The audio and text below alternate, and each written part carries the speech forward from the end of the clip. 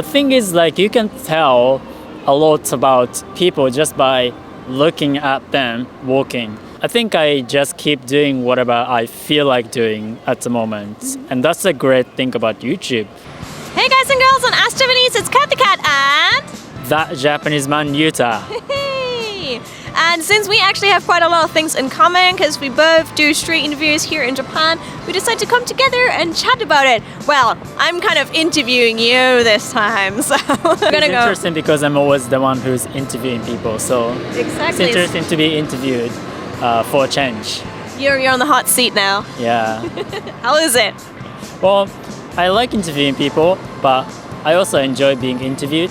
So, like, you know, I actually like going to job interviews for some, like, for example. So, yeah, it's fun. You like going for job interviews? That's like my worst nightmare. But I often just end up interviewing them as well.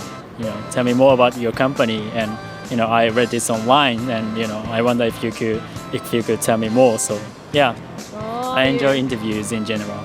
You're a real challenger then. You're challenging the company that's there to interview you. Yeah, that's what you're supposed to do. You know, it's like, it's not like they're the only one who is qualifying you. You're supposed to like figure out what company, you know, they are, and if their working environment is good for you. So I see. you need to be more active.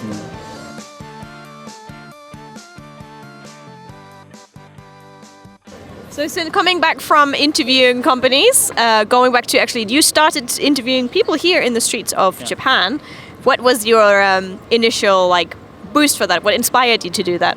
Oh, because I watched a few interview videos of Rachel and June interviewing like university students in Japan, and I thought they were very interesting. So you started to interview yourself. Yeah. So if we both do the same thing on the streets here, I think we can share a couple of common problems or common fun things that we do when we're here. So for example, what is one of the good things and what's one of the bad things of doing street interviews in Japan? A good thing is I enjoy talking to people and talking to different Japanese people. Because I'm Japanese, I grew up in Japan, but obviously I haven't spoken to every single Japanese person. So there's always something something new to me. And sometimes it's interesting to listen to other Japanese people's opinions. Right. I must say, like, I also find that I always learn something. Sometimes I learn things that, like, I thought for granted or took for granted in the West are not the same here in Japan. And it surprises me, so I feel like I always learn something. Have you had like a big learning effect sometimes recently? I can also sometimes learn like new words, because sometimes young people start using some words. Or I don't watch TV, but I think a lot of Japanese people get like a new vocabulary from TV. That's also my way to just like connect to current Japanese culture. So that's the good thing. What's the tough thing about interviewing people? Find people who are okay with being interviewed, approaching people. Just, you know, for example, like it's winter, it's cold. Sometimes I just want to stay at home and just relax, but you know. Yeah, I get that. Yeah, it's not always easy. It's enjoyable, but you know. Yeah, especially in winter when it's cold and you're standing on the street and you're like, please, someone just say yes to an interview. Even right now, it's a good day, but it's a little bit cold, I guess. Yeah, and kind of windy as well. So some people just want to go straight to the shop that they actually want to go to. Yeah. What interview was for you so far the hardest, and which one was like the funnest? Oh, the hardest ones are like hard topics. For example, politics, because many Japanese people simply don't have any opinions. They just don't have anything to say. So if I'm doing a hard topic, it's gonna be obviously harder, because finding people who actually have some kind of like opinions is much harder compared to, you know, what kind of guys do you like, what kind of girls do you like. Yeah, it's a lot easier to find people to answer those questions, but politics is hard. Why do you think that's in Japan that many people can't really answer political questions? I think many people are simply not interested in politics. It's also like I find Japanese politics sort of less entertaining because it's kind of like more subtle compared to American politics, where things are a little more like black and white and extreme. Like, you know, we have different political parties in Japan, but differences are often pretty subtle. and it's in the details. It's not like, oh, we want universal healthcare, or we don't want like a gun control and something like that. It's less subtle, so it takes more time to learn about it and have opinions. So maybe it's also not really that pushed by schools or similar thing to actually be interested in it? We do learn something about politics in school, but not to the point where I think we just learn some like basics, how the elections work, for example, but not to the point where we can have some opinions of different political parties and different policies. Fun thing is, what was the topic, the fun topics? Oh, so this video didn't get many views, but I did a telephone game with Japanese people, and that was a lot of fun. Telephone game? Yeah, a telephone game. You say a phrase to the next person, and you repeat the same phrase to the next person. Ah, yes. That was a lot of fun. That sounds pretty good. So that was like one of the... How did you get that many people in a row to do the telephone game with you? Oh, I just talked to a group of people. And I also brought my friends. So, we were like 4 or 5 or 6, something like that. So I also kind of participated. So it was fun.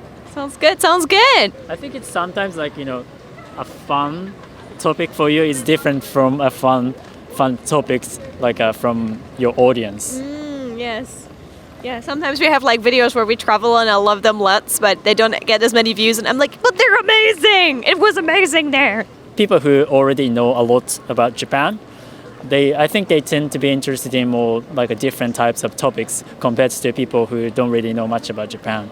Because if you actually live here, you start noticing like a subtle differences between, for example, like a subtle between different cities, or like, maybe you're more interested in Japanese politics, for example. So since I grew up in Japan, obviously I tend to be more interested in like a subtle differences.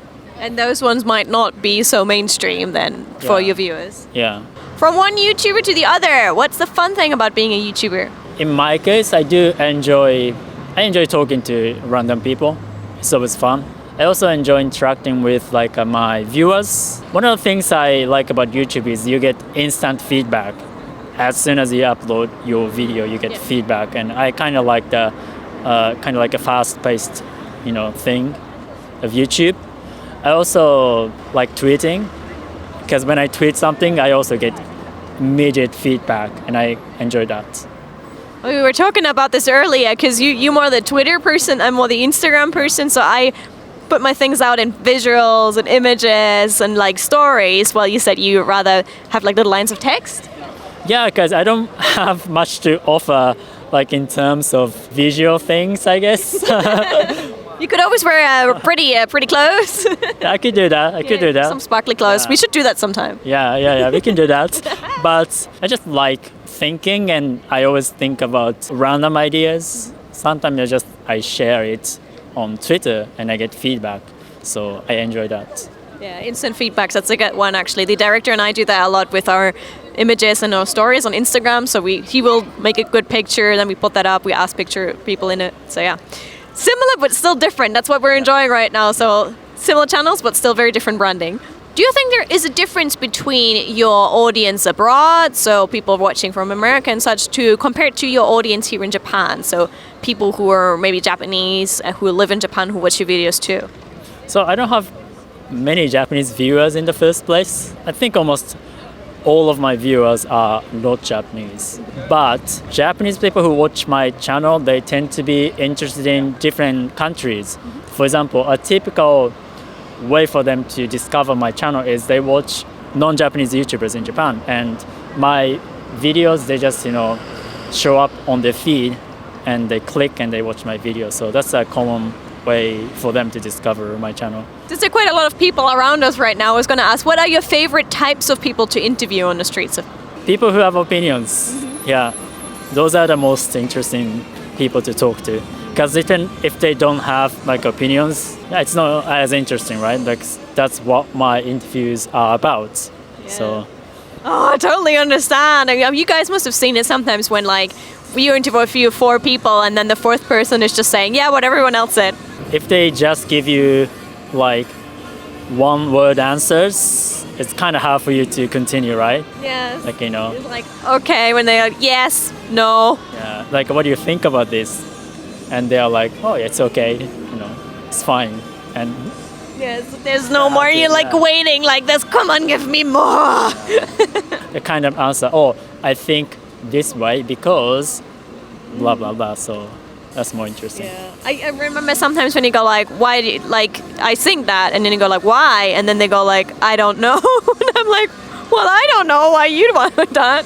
The thing is, like, you can tell a lot about people just by looking at them walking, because people always signal, like, reading just by reading their body language or fashion, facial expressions. You can tell a lot about them. Yes, we try to find like people who like seem like they're smiley and fun generally. Yeah. I kind of enjoy that. Just watching people and try to think, oh, you know, the kind of people they are, like observing people.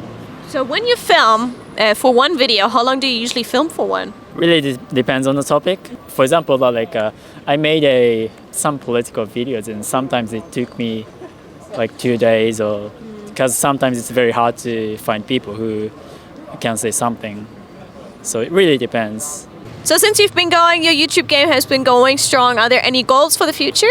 I'm pretty flexible. I think I just keep doing whatever I feel like doing at the moment. And that's a great thing about YouTube. Nobody tells me what to do. It's my channel. I can do whatever I want to do. And I find that pretty liberating. Yes. And since this is not a job interview, I don't have to have an answer. And that's amazing. Exactly. You don't have to have an answer. Yeah. I can say just, I don't know. I will just figure it out, and nobody is going to not hire me or anything. So that's great. I like that about YouTube. Yes. It's the freedom of YouTube, I think, Yeah. that we're enjoying. Freedom. So, well, thank you so much for being in an interview. Oh, thank you so much for interviewing me. Awesome. And there's going to be a video with me on your channel Yeah. where we're going to blow up balloons. So if you're curious about that, it's in the related video section. Also, if you're new to our channel, don't forget to subscribe. There's more stuff here, and I'll catch you soon for more from Ash Japanese. Thank you. Thank you. Bye.